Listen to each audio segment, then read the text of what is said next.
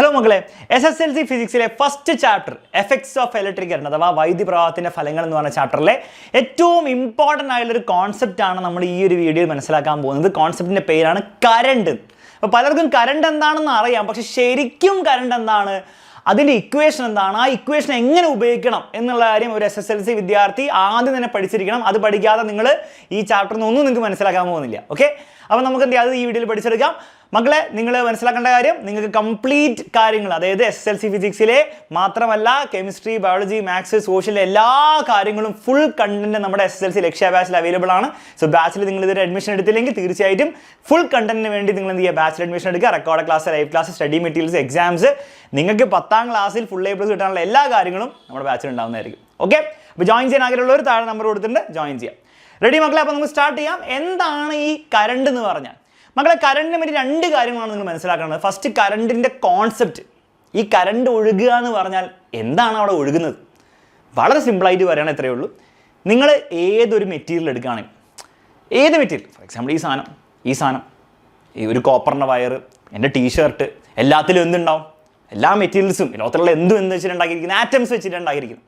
അപ്പോൾ ഈ ടീഷർട്ടിന് കുറേ ആറ്റംസ് ഉണ്ടാവും, ഈ പെന്നിലെ കുറേ ആറ്റംസ് ഉണ്ടാവും, റിമോട്ടിൽ കുറേ ആറ്റംസ് ഉണ്ടാവും.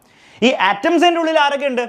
കെമിസ്ട്രിയിൽ നിങ്ങൾ പഠിച്ചിട്ടുണ്ട്, നിങ്ങൾ 10ാം ക്ലാസ്സിൽ വീണ്ടും പഠിക്കുകയും ചെയ്യും. ആറ്റം എന്ന് പറഞ്ഞാൽ ബേസിക്കലി നടുവിൽ ഒരു ന്യൂക്ലിയസ് ഉണ്ട്, അതിൻ്റെ ഉള്ളിൽ പ്രോട്ടോണും ന്യൂട്രോണും ഉണ്ടെന്നും ചുറ്റും ആരുണ്ട്? ന്യൂക്ലിയസിൻ്റെ ഇലക്ട്രോൺസ്, അല്ലേ? കുറേ ഇലക്ട്രോൺസ് എന്ന് പറഞ്ഞ ആൾക്കാർ, ഇലക്ട്രോണുകൾ ചുറ്റും ഇങ്ങനെ കറങ്ങി കളിക്കുന്നുണ്ട്. ഇനി നിങ്ങൾ മനസ്സിലാക്കേണ്ടത്, എല്ലാ ആറ്റമുകളുടെയും ഈ ചുറ്റും കിടന്ന് കറങ്ങുന്ന ഇലക്ട്രോൺസ് അവർ ഫ്രീ അല്ല. ഫ്രീ എന്ന് പറഞ്ഞാൽ സാർ പൈസ കൊടുത്ത് വാങ്ങാതിരിക്കും, ആ ഫ്രീ ആണ്, അതല്ല ഉദ്ദേശിക്കുന്നത്. ചുറ്റുമുള്ള ഇലക്ട്രോൺസ് ഫ്രീ അല്ല എന്ന് പറയുമ്പോൾ അവർക്ക് എന്താണ്, ആ ആറ്റം വിട്ടിട്ട് പോകാൻ പറ്റില്ല. അത് ആറ്റമിൻ്റെ ചുറ്റും തന്നെ കറങ്ങിക്കൊണ്ടിരിക്കേണ്ടി വരും. അത് വിട്ടിട്ട് വേറൊരു ആറ്റത്തിൻ്റെ അടുത്തേക്കോ അല്ലെങ്കിൽ വേറൊരാളടുത്തേക്ക് പോകാൻ പറ്റില്ല. അവരെപ്പോഴും ജീവിതകാലം മൊത്തം, ജനിക്കും മുതൽ മരിക്കും വരെ ആ ആറ്റമിനെ ചുറ്റിപ്പറ്റി തന്നെ കറങ്ങിക്കൊണ്ടിരിക്കണം. അപ്പോൾ എല്ലാ ആറ്റംസിൻ്റെയും ഇലക്ട്രോൺസ് ഫ്രീ അല്ല. പക്ഷേ ഈ ഇലക്ട്രോൺസ് ഫ്രീ ആയിട്ടുള്ള തരം ആറ്റംസ് ഉണ്ട്. ഫോർ എക്സാമ്പിൾ കോപ്പറിൻ്റെ ആറ്റം. ഒരു കോപ്പറിൻ്റെ ആറ്റം എടുക്കുകയാണെങ്കിൽ അതിലെ ഇലക്ട്രോൺസ് എന്താണ്? എല്ലാ ഇലക്ട്രോൺസ് അല്ല, കുറച്ച് ഇലക്ട്രോൺസ് എന്തായിരിക്കും? ഫ്രീ ആയിരിക്കും.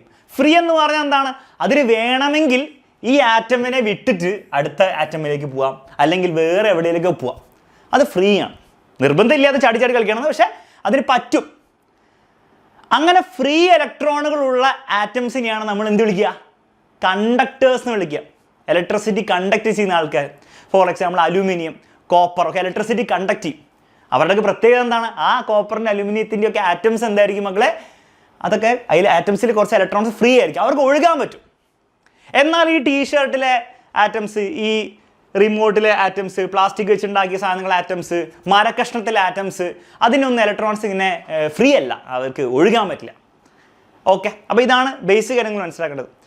ഇനി ഞാൻ ചെയ്യാൻ പോകുന്നത്, ഈ ടീഷർട്ടും ഇതൊക്കെ വിടും, അതിൻ്റെ ഒന്നും ഇലക്ട്രോൺസ് ഫ്രീ അല്ല, അപ്പോൾ അവരൊക്കെ വിടും. അവരെ നമ്മൾ ഇൻസുലേറ്റേഴ്സ് വിളിക്കാം. അവരെ നമുക്ക് പ്രത്യേകിച്ച് നമ്മൾ കൊണ്ടുവന്നൊരു കാര്യമില്ല. നേരെ മറിച്ച് നമ്മൾ നേരത്തെ പറഞ്ഞ കോപ്പർ, അലൂമിനിയൊക്കെ ഇല്ലേ, ആ ഫ്രീ ഇലക്ട്രോൺസ് ഉള്ള ആൾക്കാർ, അതിൽ ഒരു കോപ്പറിനെ ഞാൻ പിടിച്ചു. അപ്പോൾ ഒരു കോപ്പറിൻ്റെ ഒരു കഷ്ണമാണ്, കോപ്പറിൻ്റെ വയർ എടുത്തു അതിനെ ഞാൻ സൂം ചെയ്ത് നോക്കി. സൂം ചെയ്തു, കോപ്പറിൻ്റെ വയർ ഇത്രയും ഉണ്ടാവുള്ളൂ, പക്ഷേ സൂം ചെയ്ത് നോക്കിയാൽ വലുതായിട്ട് തോന്നില്ല, തടി പോലെ തോന്നില്ല. ഒരു മൈക്രോസ്കോപ്പ് വെച്ച് സൂം ചെയ്ത് ഒരു 30x സൂം ചെയ്തു. അപ്പോൾ ഇതുപോലെ ഉണ്ടാവില്ല കോപ്പറിൻ്റെ ഒരു വയറിൻ്റെ കഷ്ണം.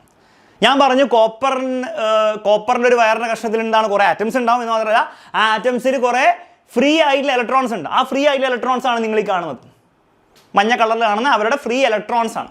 അതായത് ആ ഇലക്ട്രോൺസ് ഒഴുകാൻ പറ്റും. മക്കളെ, കറണ്ട് ഒഴുകുക എന്ന് പറഞ്ഞാൽ എത്രയേ ഉള്ളൂ? കറണ്ട് ഒഴുകുക എന്ന് പറഞ്ഞാൽ എത്രയേ ഉള്ളൂ എന്നറിയോ? ഈ ഇലക്ട്രോൺസ് എല്ലാം കൂടെ നല്ല നൈസായിട്ട് മൂവ് ചെയ്യാൻ, ചലിക്കാൻ തുടങ്ങി വിചാരിക്കുക. എല്ലാം കൂടെ ലെഫ്റ്റിലേക്ക് അങ്ങോട്ട് മാർച്ച് ചെയ്ത് പോവാണ്. ഭടന്മാർ മാർച്ച് ചെയ്യുന്ന പോലെ, സോൾജേഴ്സ് മാർച്ച് ചെയ്യുന്ന മാർച്ച് ചെയ്തിട്ട് ലെഫ്റ്റിലേക്ക് പോകണമെന്നില്ല, ഒരു പ്രത്യേക ഡയറക്ഷനിലേക്ക് പോവുകയാണെങ്കിൽ ആരാണ് പോകുന്നത്? ഫ്രീ ആയിട്ടുള്ള ഇലക്ട്രോൺസ്. ആറ്റംസ് പോകുന്നില്ല, കോപ്പറിന് ആറ്റംസ് അവിടെ തന്നെ, അതിൽ ഇലക്ട്രോൺസ് ഇല്ല, ഫ്രീ ആയിട്ടുള്ള. അവർ ഒരു പ്രത്യേക ഡയറക്ഷനിലേക്ക് നല്ല നൈസായിട്ട് ഇങ്ങനെ പോവുകയാണെങ്കിൽ നമ്മൾ പറയും അവിടെ കറണ്ട് ഒഴുകുന്നു എന്ന് പറയും. എന്തൊഴുകുന്നു എന്ന് പറയും? കറണ്ട് ഫ്ലോ ചെയ്യുന്നു പറയും. കറണ്ട് ഈസ് ഫ്ലോയിങ് എന്ന് പറയും. അപ്പോൾ കറണ്ട് ഫ്ലോ ചെയ്യുക എന്ന് പറഞ്ഞാൽ ആരാണ് ഫ്ലോ ചെയ്യുന്നത്, അല്ല ആരാണ് ചലിക്കുന്നത്? ഇലക്ട്രോൺസ് ആണ് ചലിക്കുന്നത്. ഇനി ഇലക്ട്രോൺസ് ലെഫ്റ്റിലേക്കാണ് ചലിക്കുന്നതെങ്കിൽ, അവർ ലെഫ്റ്റിലേക്കാണ് മൂവ് ചെയ്യുന്നതെങ്കിൽ കറണ്ട് നമ്മൾ ലെഫ്റ്റിലേക്കാണെന്നാണോ പറയുക, റൈറ്റിലേക്കാണെന്നോ പറയാം. അപ്പോൾ അവിടെ നമ്മുടെ സയൻറ്റിസ്റ്റുകൾ ചെറിയൊരു മണ്ടത്തരം കാണിച്ചു. എന്തുകൊണ്ടാണ് മണ്ടത്തരം വരുന്നതെന്നുള്ള കാര്യം വന്നതെന്ന് പറയുന്നില്ല. പക്ഷെ മനസ്സിലാക്കേണ്ടത് അവർ ചെറിയൊരു മണ്ടത്തരം കാണിച്ചതെന്ന് വെച്ചാൽ, ഇലക്ട്രോൺസ് ഇങ്ങോട്ട് വരുമ്പോൾ കറണ്ട് അവർ ഇങ്ങോട്ടേക്കല്ല, അവർ പറഞ്ഞു കറണ്ട് അങ്ങോട്ടേക്കാണ് ഒഴുകുക. അപ്പോൾ ഇലക്ട്രോൺസ് ഇങ്ങോട്ടാണ് ചലിക്കുന്നതെങ്കിൽ കറണ്ട് അങ്ങോട്ടാണ് നമ്മൾ പറയും. കറണ്ട് ഉണ്ട്, പക്ഷേ കറണ്ട് അങ്ങോട്ട് ഓപ്പോസിറ്റ് ഡയറക്ഷനാണ്. അപ്പോൾ ഇലക്ട്രോൺസിൻ്റെ മൂവ്മെൻറ്റിൻ്റെ ഓപ്പോസിറ്റ് ഡയറക്ഷനാണ്. അപ്പോൾ അതെന്തുകൊണ്ടാണ് ആ ഒരു മണ്ടത്തരം വന്നതെന്നുള്ള കാര്യം മറ്റൊരു വീഡിയോയിൽ നമുക്ക് മനസ്സിലാക്കാം. പക്ഷേ ഇത് അങ്ങനെയാണ് മനസ്സിലാക്കേണ്ടത്. അപ്പോൾ പറയും മക്കളെ, എല്ലാ ഇലക്ട്രോൺസും കൂടെ റൈറ്റിലേക്കാണ് പോകുന്നതെങ്കിൽ കറണ്ട് അങ്ങോട്ടാണ്, കറണ്ട് ലെഫ്റ്റിലേക്കായിരിക്കും. കറണ്ട് ലെഫ്റ്റിലേക്കായിരിക്കും. ഈ ഐ എന്ന് പറഞ്ഞാൽ കറണ്ടിൻ്റെ സിമ്പിളാണ് കേട്ടോ. ഓക്കെ, ഇത്ര കാരണം മനസ്സിലായി. അപ്പോൾ കറണ്ടിൻ്റെ കോൺസെപ്റ്റ് മനസ്സിലായി. എന്താണ് കറണ്ടിൻ്റെ കോൺസെപ്റ്റ്? കറണ്ട് ഒഴുകുക എന്ന് പറഞ്ഞാൽ ആരാണ് ഒഴുകുന്നത്? ഇലക്ട്രോൺസ് ഒഴുകുന്നത്. ആരുടെ ഇലക്ട്രോൺസ് ആണ് ഒഴുകുക? ഈ കണ്ടക്ടേഴ്സ് പോലത്തെ ആൾക്കാർ, കോപ്പർ, അലുമിനിയം, അവർക്കൊക്കെ ഫ്രീ ഇലക്ട്രോൺസ് ഉണ്ട്. അങ്ങനത്തെ ആറ്റംസിൻ്റെ ഇലക്ട്രോൺസേ ഒഴുകുള്ളൂ. നമ്മുടെ മരക്കഷ്ണത്തിൻ്റെ ഇലക്ട്രോൺസ് ഒഴുകില്ല. അതുകൊണ്ടാണ് മരക്കഷ്ണത്തിലേക്ക് നിങ്ങൾ ബാറ്ററി കണക്ട് ചെയ്താൽ അവിടെ കറണ്ട് ഇല്ലാത്തത്. അപ്പോൾ കറണ്ടിൻ്റെ കോൺസെപ്റ്റ് മനസ്സിലായി. ഇനി സാർ ഒരു ഇക്വേഷൻ ഇല്ലേ കറണ്ടിന്? കോൺസെപ്റ്റ് ഇത്രയേ ഉള്ളൂ, ഇലക്ട്രോൺസ് ഒഴുകുന്നു. ഒരു ഇക്വേഷൻ കൂടി ഇല്ലേ? ഉണ്ട്. ആ ഇക്വേഷൻ എന്താണ്? അപ്പോൾ ഇക്വേഷൻ എന്താണെന്ന് മനസ്സിലാക്കുന്നതിന് മുമ്പ് നിങ്ങൾ മനസ്സിലാക്കണം, ഓരോ ഇലക്ട്രോണിനും എന്തുണ്ട് മക്കളെ? ചാർജ് ഉണ്ട്. ചാർജ്, ഇലക്ട്രോൺസിന് എന്നിട്ട് ചാർജ് ഉണ്ട്. എന്താണ് ഇലക്ട്രോൺസിൻ്റെ ചാർജ്? പോസിറ്റീവ് ആണോ നെഗറ്റീവ് ആണോ? നിങ്ങൾക്ക് എല്ലാവർക്കും അറിയാം, പ്രോട്ടോൺസ്, ന്യൂക്ലിയസിനുള്ളിൽ കിടക്കുന്ന പ്രോട്ടോൺസിന് പോസിറ്റീവ് ചാർജും പുറത്ത് കിടക്കുന്ന ഈ ഇലക്ട്രോൺസിന് നെഗറ്റീവ് ചാർജുമാണ്. ഈ പ്രോട്ടോൺസ് ആയിക്കോട്ടെ ഇലക്ട്രോൺസ് ആയിക്കോട്ടെ, ഇവരുടെ ചാർജിനെ നമ്മൾ എന്ത് വെച്ച് റെപ്രസെൻറ്റ് ചെയ്യും? ക്യൂ എന്ന് പറഞ്ഞ സിമ്പിൾ വെച്ച് റെപ്രസെൻറ്റ് ചെയ്യാം. ക്യൂ എന്ന് പറഞ്ഞ ഇനി നിങ്ങൾ മനസ്സിലാക്കേണ്ട എന്താണ്? പ്രോട്ടോൺ ആയിക്കോട്ടെ ഇലക്ട്രോൺ ആയിക്കോട്ടെ, കുറേ ഇലക്ട്രോൺസ് ആയിക്കോട്ടെ, കുറേ പ്രോട്ടോൺസ് ആയിക്കോട്ടെ, അവരുടെയൊക്കെ ചാർജാണ്. ചാർജിൻ്റെ യൂണിറ്റ് എന്താണ് മക്കളെ? ചാർജിൻ്റെ യൂണിറ്റ് ഉണ്ടല്ലേ? എന്താ സാർ യൂണിറ്റ് എന്ന് പറഞ്ഞാൽ? നീളം, ലെങ്ത്തിന് യൂണിറ്റ് ഇല്ലേ? 3 മീറ്റർ എന്ന് പറയില്ലേ, അല്ലെങ്കിൽ 3 സെൻറ്റിമീറ്റർ എന്ന് പറയില്ലേ? അപ്പം നീളത്തിന് യൂണിറ്റ് ഉണ്ട്, മാസിന് യൂണിറ്റ് ഉണ്ട്, 3 കിലോഗ്രാം. അതുപോലെ തന്നെ എന്തിന് യൂണിറ്റ് ഉണ്ട്? സ്പീഡിന് യൂണിറ്റ് ഉണ്ട്, മീറ്റർ പെർ സെക്കൻഡ്. അതുപോലെ തന്നെ സമയത്തിന് യൂണിറ്റ് ഉണ്ട്, മിനിറ്റ്, അവർ, സെക്കൻഡ്. അതുപോലെ തന്നെ ഈ ചാർജ് എന്ന് പറഞ്ഞാൽ ഒരു ക്വാണ്ടിറ്റിയാണ്, അതിന് യൂണിറ്റ് ഉണ്ട്. ആ യൂണിറ്റിൻ്റെ പേരാണ് മക്കളെ കൂളോംബ്. കൂളോംബ് ഈ പേര് ഓർത്ത് വെച്ചോ. സി എന്നാണ് അതിൻ്റെ സിമ്പിൾ. ഇപ്പോൾ ചാർജ് നമ്മൾ പറയും 3 കൂളുമ്പ്, അല്ലെ 10 കൂളുമ്പ്, അല്ലെ 12 കൂളുമ്പ്. അങ്ങനെയാണ് നമ്മൾ ചാർജിൻ്റെ കേസിൽ പറയാം. അതിൻ്റെ യൂണിറ്റാണ് കൂളുമ്പ്. അത്രയും മനസ്സിലാക്കാൻ ബുദ്ധിമുട്ടില്ല. അപ്പം ഓരോ ഇലക്ട്രോൺസിനും ചാർജുണ്ട്. അപ്പോൾ നിങ്ങൾ മനസ്സിലാക്കുക മക്കളെ, ഈ ഇലക്ട്രോൺസ് എല്ലാവരും കൂടി ഇങ്ങോട്ട് പോവുകയാണെങ്കിൽ എനിക്ക് പറയാം, ഓരോ ഇലക്ട്രോൺസിനും ചാർജ് ഉള്ളതുകൊണ്ട് എനിക്ക് പറയാം കുറേ ചാർജ് ഇങ്ങോട്ട് പോവുകയാണെന്ന് എനിക്ക് പറയാം. ഓരോ ഇലക്ട്രോണിന് ചാർജ് ഉണ്ട്. അപ്പോൾ ഞാൻ ഇലക്ട്രോൺസ് ആയിട്ട് കാര്യമെന്ന് വരും കുറേ ചാർജ്, ഇങ്ങനെ കുറേ പോസിറ്റീവ് ചാർജ്, നെഗറ്റീവ് ചാർജാണ് ഇവിടെ. പ്രോട്ടോൺസ് ആണ് ഒഴുകുന്നതെങ്കിൽ പോസിറ്റീവ് ചാർജ് ആയിരിക്കും. ഇവിടെ ഇലക്ട്രോൺസ് ആണ് നെഗറ്റീവ്, കുറേ നെഗറ്റീവ് ചാർജ് ഇങ്ങോട്ട് ഒഴുകുന്നുണ്ടെന്ന് പറയും.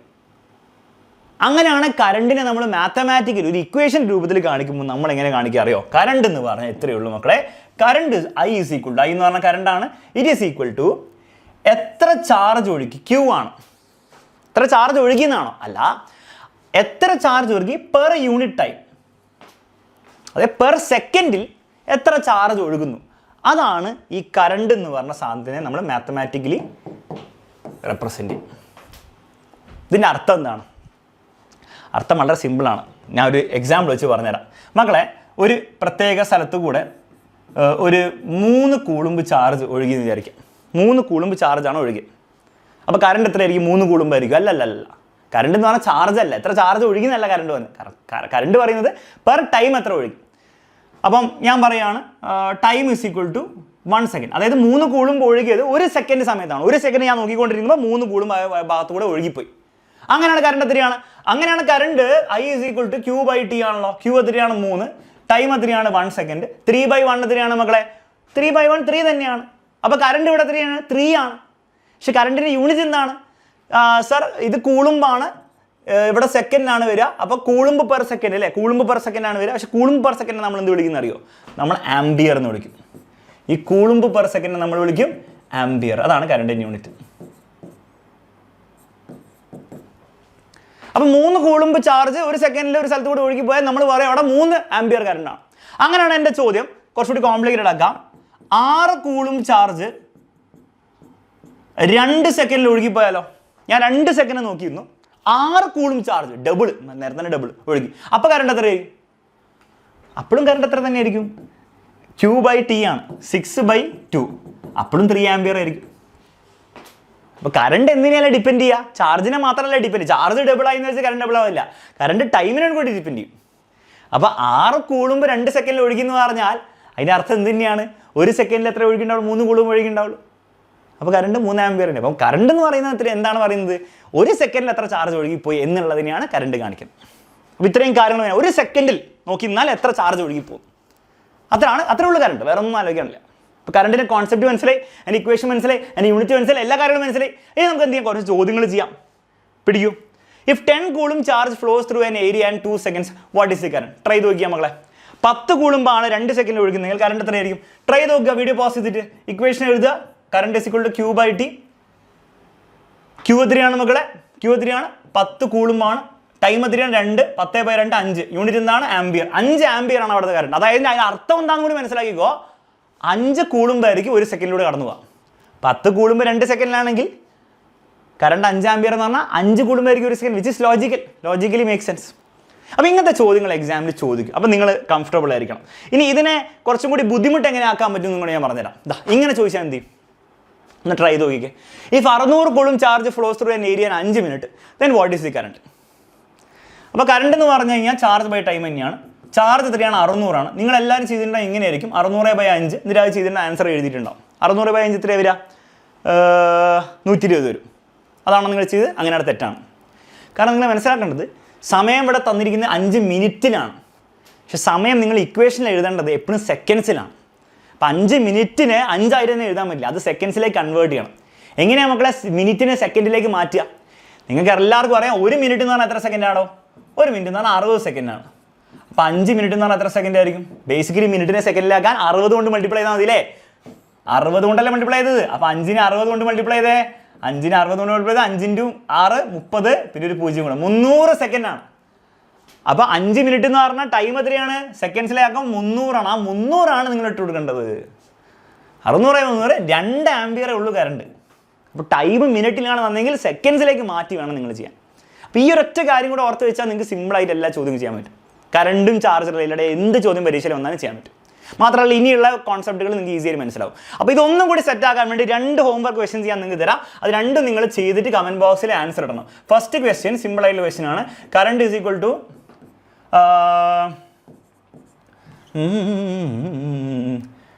72 coulomb, time is equal to 2 minutes. രണ്ടാമത്തത് കറണ്ട് ഈസ് ഈക്വൽ, ഇവിടെ കറണ്ടാണ് ചോദിച്ചിരിക്കുന്നത് കേട്ടോ. ഓക്കെ, രണ്ടാമത്തെ ചോദ്യം current is equal to 2 ampere, time is equal to 2 seconds, what is charge equal to? Charge എത്രയാണെന്ന് വരും. അപ്പോൾ അങ്ങനെ ചോദിക്കാം. അപ്പോൾ രണ്ടിൻ്റെയും 1, 2 രണ്ടിൻ്റെയും ആൻസർ കമൻറ്റ് ബോക്സിൽ കമൻറ്റ് ചെയ്യുക. എല്ലാവരും കമൻറ്റ് ബോക്സിൽ കമൻറ്റ് ചെയ്യണം. മിനിമം ഒരു 50 കമൻറ്റ്സ് ഇങ്ങനെ കമൻറ്റ് ബോക്സിൽ വന്നാലേ ഇതുപോലത്തെ വീഡിയോ സീരീസ് നമ്മൾ ഇനി കണ്ടിന്യൂ ചെയ്യുള്ളൂ. സോ എല്ലാവരും ചെയ്യുക. ഓൾസോ നിങ്ങൾക്ക് ഇതുപോലെ ഇഷ്ടമായെങ്കിൽ, ഈ വീഡിയോ ഒക്കെ ഇഷ്ടമായെങ്കിൽ, ഇതിങ്ങനെ പറയുമ്പോൾ മനസ്സിലാവുമെന്ന് തോന്നുന്നുണ്ടെങ്കിൽ തീർച്ചയായിട്ടും എന്ത് ചെയ്യുക? ലക്ഷ്യാഭ്യാസം ജോയിൻ ചെയ്യുക. ഫുൾ കണ്ടന്റ് ഈ ചാപ്റ്റർ മാത്രമല്ല, ഇനി അങ്ങോട്ടുള്ള എല്ലാ ചാപ്റ്ററിൻ്റെയും എല്ലാ സബ്ജക്റ്റിനെയും നിങ്ങൾക്ക് അവിടെ കിട്ടുന്നതായിരിക്കും ഫോർ ജസ്റ്റ് 6000 rupees സ്റ്റഡി മെറ്റീരിയലും ഇൻക്ലൂഡഡ് ആയിട്ട്. ജോയിൻ ചെയ്യാൻ ആഗ്രഹമുണ്ട്, താഴെ നമ്പർ കൊടുത്തിട്ട് മക്കളെ ജോയിൻ ചെയ്യുക. Bye bye, take care. നമുക്ക് മറ്റൊരു വീഡിയോയിൽ കാണാം. 50 കമൻറ്റ്സ് ഉണ്ടായിരിക്കണം.